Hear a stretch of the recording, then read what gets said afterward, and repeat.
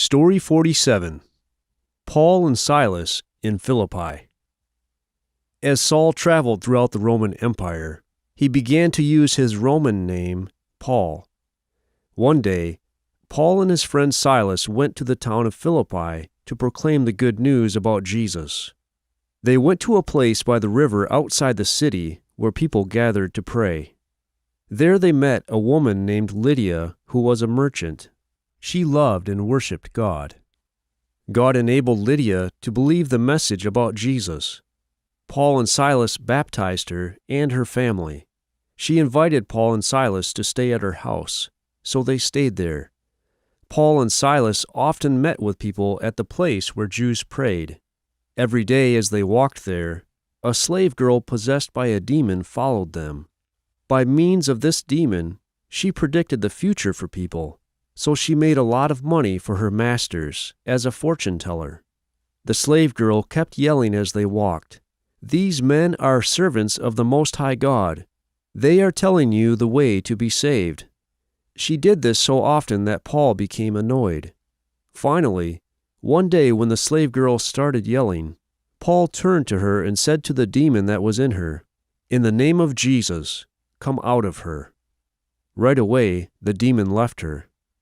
The men who owned the slave girl became very angry.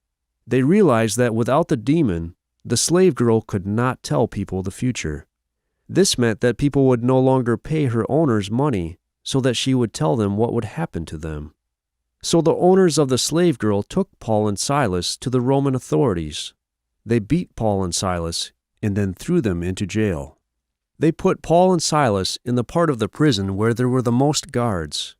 They even attached their feet to large pieces of wood. But in the middle of the night, Paul and Silas were singing songs of praise to God.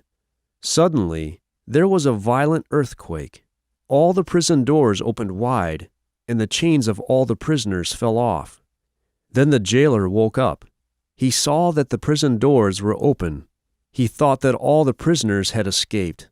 He was afraid the Roman authorities would kill him for allowing them to go, so he got ready to kill himself. But Paul saw him and shouted, "Stop! Do not hurt yourself. We are all here." The jailer trembled as he came to Paul and Silas and asked, "What must I do to be saved?" Paul answered, "Believe in Jesus, the Master, and you and your family will be saved." Then the jailer took Paul and Silas into his home and washed their wounds. Paul preached the good news about Jesus to everyone in his house. The jailer and his whole family believed in Jesus, so Paul and Silas baptized them. Then the jailer gave Paul and Silas a meal, and they rejoiced together. The next day, the leaders of the city released Paul and Silas from prison and asked them to leave Philippi. Paul and Silas visited Lydia and some other friends, and then left the city. The good news about Jesus kept spreading, and the church kept growing. Paul and other Christian leaders traveled to many cities. They preached and taught people the good news about Jesus. They also wrote many letters to encourage and teach the believers in the churches. Some of these letters became books of the Bible.